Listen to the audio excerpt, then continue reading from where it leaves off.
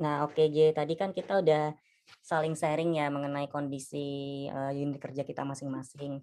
Aku di Masing-masing. Deputi satu, kamu di Sekretariat DJSN. DJSN. Nah, Iya. dari hasil sharing kita tadi, ternyata di Deputi satu itu masih banyak yang perlu diperbaiki, ya kan? Iya. Intinya tuh Iya. kayak di DJSN sih masih lebih lumayan. Iya. Heeh. Jadi kita sepakat nih untuk memilih Deputi satu sebagai, unit Unit kerja yang heeh, ditingkatkan. yang perlu ditingkatkan sistem kerjanya ya, melalui Iya. benchmarking. Nah, di sini kita tadi udah menentukan beberapa poin atau isu masalah yang harus diperbaiki tadi.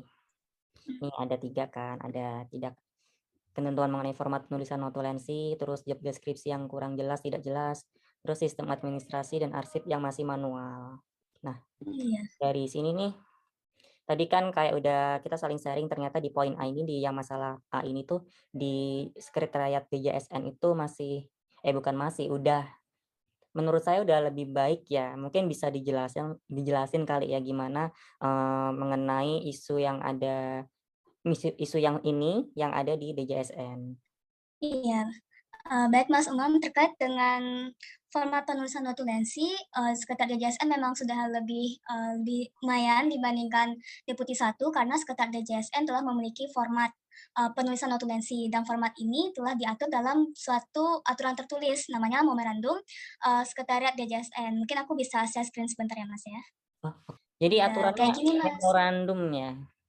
Iya, melalui aturan tertulis, Mas, dan ini baru banget sih di awal bulan ini kita ajuin di bulan Juni. Oh iya Dan sih. di sini benar-benar secara rinci kita buat aturannya, seperti ukuran font-nya ditulis, apa sih ukuran font yang digunakan, terus, jenis font-nya, bagaimana rata kiri, rata kanannya, terus yang paling penting itu secara substansial juga diatur, Mas. Dan ini kami, para staf ini benar-benar membuat notulensi ini berdasarkan aturan ini, Mas. Oh, Jadi benar-benar kayak, transparasinya, jadi data-data itu yang benar-benar data yang ada di rapat, bukan data yang kami buat-buat sendiri. Jadi karena, benar-benar sudah diatur dalam, notulensi ini, Mas, seperti itu. oh iya lengkap banget ya, Mas, jadi ya cocok Mhm. banget ya kalau misalkan ini bisa dijadiin Iya. benchmark itu buat Deputi satu. Iya, Secara dan kan ini juga tadi bisa mhm. heeh, secara maksudnya ini detail banget terus, apa namanya, udah ada aturannya gitu. Jadi mau nggak mau Iya. ya memang harus sesuai dengan aturan yang udah berlaku gitu. Iya, dan ini juga bisa dijadiin patokan sama, Deputi satu untuk meningkatkan mutu notulensi Mas. Misalkan dari Oh, permasalahan tadi kayak mmm, cuma poin-poinnya aja, kalau dari benchmark yang telah kita lakukan bisa dilihat nih sebenarnya notulensi ini ada beberapa lampiran juga loh yang harus disertakan, seperti itu. mmm, Mhm. oke. Jadi, kayaknya kita tuh perlu nentuin benchmark di yang tadi deh, yang DJSN itu sebagai benchmark untuk, Iya, menangani isu permasalahan. yang pertama ini tadi ya. Mhm. Oke. Terus untuk isu yang kedua nih, job Iya, deskripsi Mas. tidak jelas. Nah, aku kasih Iya. gambaran dulu kayak di Deputi satu khususnya aku sendiri ada di asisten deputi jaminan sosial. Itu tuh, stafnya itu ada 4 orang, 2 koordinator dan 1 asisten deputi.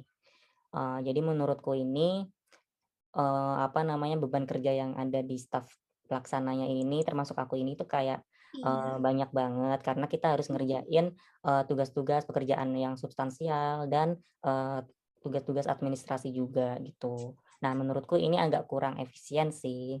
Terus kalau di sekretariat DJSN gimana?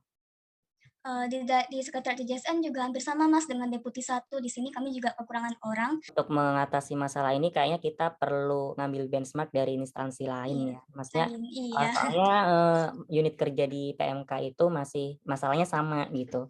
Iya. Mungkin ini sih aku bisa cerita dari hasil sharing temenku yang ada di kementerian lain.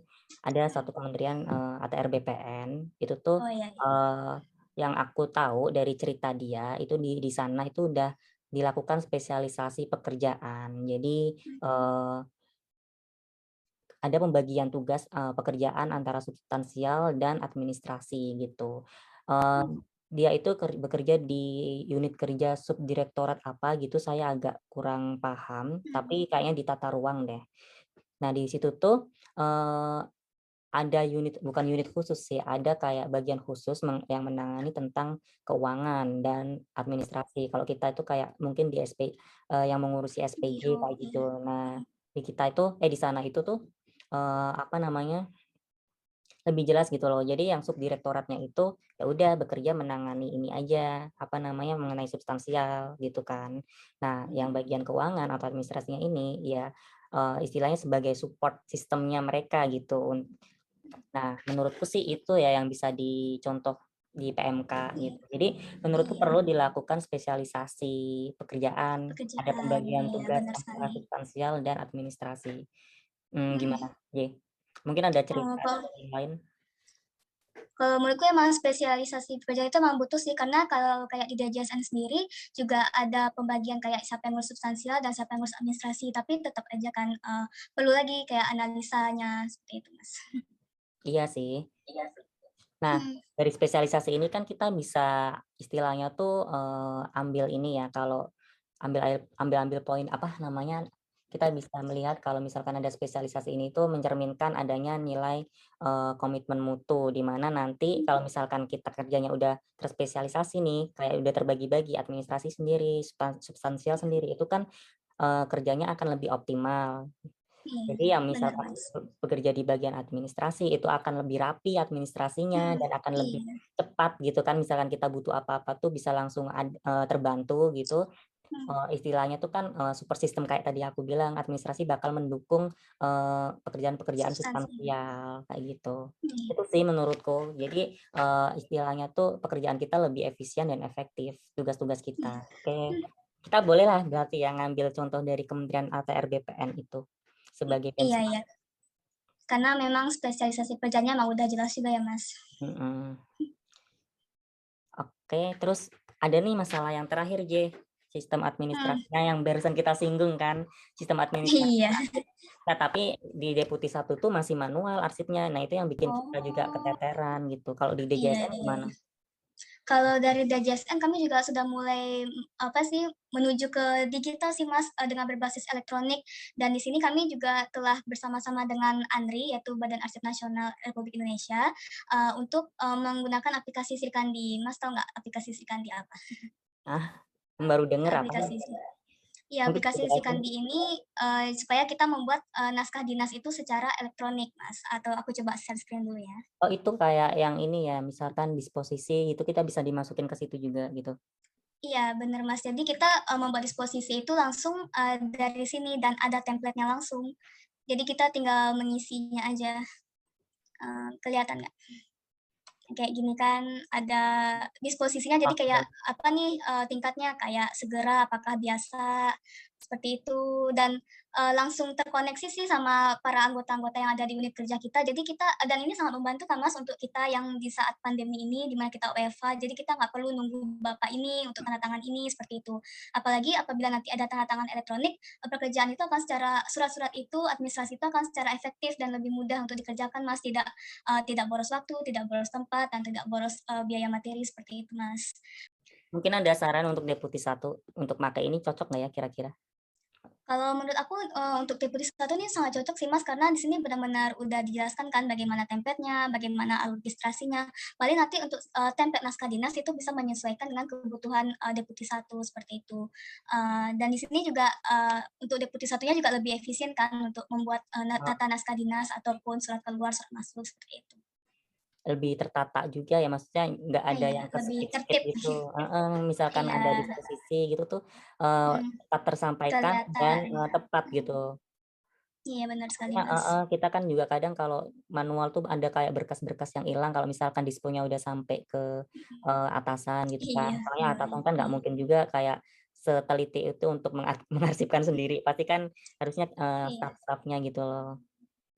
Dan ini juga bisa lebih transparan sih, jadi kalau misalnya ada surat masuk, ya jelas ini Nah, suratnya masuk ke atasan kita. Jadi kita nggak kibul-kibulin, kita nggak, nyimpan suratnya untuk kita sendiri atau bagaimana. Jadi benar-benar transparan, terbuka dan detail, Mas. oke Gitu. oke. Oh, berarti kita jadiin benchmark aja ya untuk Deputi 1 ya? Iya, untuk bisa jadi acuan juga untuk menuju proses ke digital ya, Mas, ya. Oh, oke, J. Ini kan berarti tadilah ya, apa namanya, hasil diskusi kita mengenai benchmarking. Jadi ada 3 isu, juga ada beberapa unit kerja atau bukan beberapa sih, ada dari DJSN untuk jadiin benchmarking untuk poin A sama C, misalnya yang 1 sama 3, terus yang masalah kedua kita menggunakan ATR BPN ya, untuk Iya. sebagai benchmark-nya. Oke, jadi gimana ya kita udah ada nih benchmark, terus gimana untuk nerapinnya di unit kerjaku di Deputi 1 gitu. Iya. Yang pertama sih tentang penulisan, apa nih, format penulisan notulensi. Menurutku tuh ini, nggak ha nggak hanya untuk notulensi gitu. Aturan kayak gini mungkin bisa diterapkan juga untuk naskah dinas lainnya seperti, nota dinas ya kan, terus Iya. ada laporan hasil rapat juga, terus ada tuh SPT. Jadi SPT SPT, di kita tuh iya. kan kadang masih beda-beda kan di tiap unit kerja kan, Mhm. kayak font-nya atau apalah gitu yang lain-lainnya. Nah itu mungkin harus lebih, diatur lagi dalam apa namanya, aturan yang lebih baku. Mhm. Oke. Terus, Iya. apa namanya, Kalau ya gimana kalau menurutmu tuh, ada saran lain gimana untuk penerapannya ini? Kalau penerapannya sih ya itu buat aturan bakunya dan sering-sering, dilaksanain aja Mas, dan dilaksanain lah pokoknya. Jadi udah terbiasa kayak jadi tahu kan apa sih dasarnya, tujuannya, seperti itu. Mmm, Dan ini nih dan lampiran ini kan rinci ya format penulisan ini dan ini kan juga berguna untuk juga untuk Deputi 1 untuk meningkatkan mutu dari notulensinya, seperti itu Mas. Mungkin, kita sambil bahas penerapan juga harus mikir kali ya kira-kira dalam hambatannya apa, Mhm. maksudnya dalam penerapannya itu hambatannya itu apa gitu kan. Iya, Heeh, kalau kalau yang aku mhm, lihat. Nah, bukan aturan baku sih, kayak mungkin kan di hambatan. Asdepan lain, di asisten deputi lain itu udah punya aturan kayak gini mengenai format-format begini, cuman aturannya belum dalam bentuk tertulis gitu. Kalau misalkan, Iya, eee, secara keseluruhan Deputi 1 bakal ada aturan secara tertulis untuk satu kedeputian, mungkin mereka nggak setuju gitu, mungkin susah gitu untuk mengubah, aturan yang telah mereka tetapkan sebelumnya gitu ya kan. Mungkin itu sih iya, hambatannya. Tapi ada ini juga kayak gimana ya, kalau misalkan udah ada aturan baku itu dan udah disetujui deputi kan emang mau nggak iya, mau harus apa namanya, dipatuhi gitu dilaksanakan, kan, mhm, dilaksanakan. Tapi hambatannya itu tadi, mungkin kita harus menemukan satu aturan yang, bisa maksudnya bisa kita terima gitu, maksudnya bisa kita yang implementasikan bersama-sama, yang possible ya untuk menurut dilakukan ya. iya, Terus mhm. untuk yang isu kedua nih. Iya, job deskripsi tidak jelas ini ya, Mas, ya.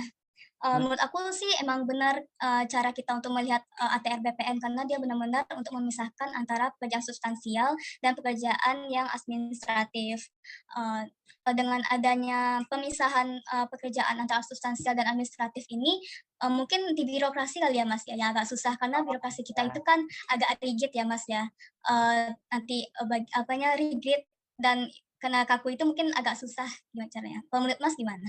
Iya sih, aku setuju, spesialisasi itu perlu banget soalnya kan, apa ya, ya demi apa namanya, efisien dan efektif. Maksudnya, Mhm, kita tuh, bisa bekerja lebih optimal gitu. Terus lalu tadi bener sih di hambatannya itu di birokrasi. Kalau misalkan kita mau ngubah misalkan mau adain spesialisasi kita perlu, di bagian kepegawaian perlu analisis beban kerja ulang ya. Maksudnya iya, kayak mhm, heeh, setelah ini terus nanti, ternyata emang harus dirombak gitu kan. Nah, mhm, setelah misalkan mau ngerombak itu ada beberapa step lain gitu yang harus dilalui iya, agar bisa terlaksana. Mungkin itu sih emang benar harapannya. sekali, mhm, Oke, terus yang terakhir sistem administrasi arsip masih manual. mhm, Itu iya, penerapannya ya aku berkaca dari DJSN sih. Maksudnya, sebagai benchmark kayaknya emang perlu deh menggunakan aplikasi itu, aplikasi Sri Kandi ya.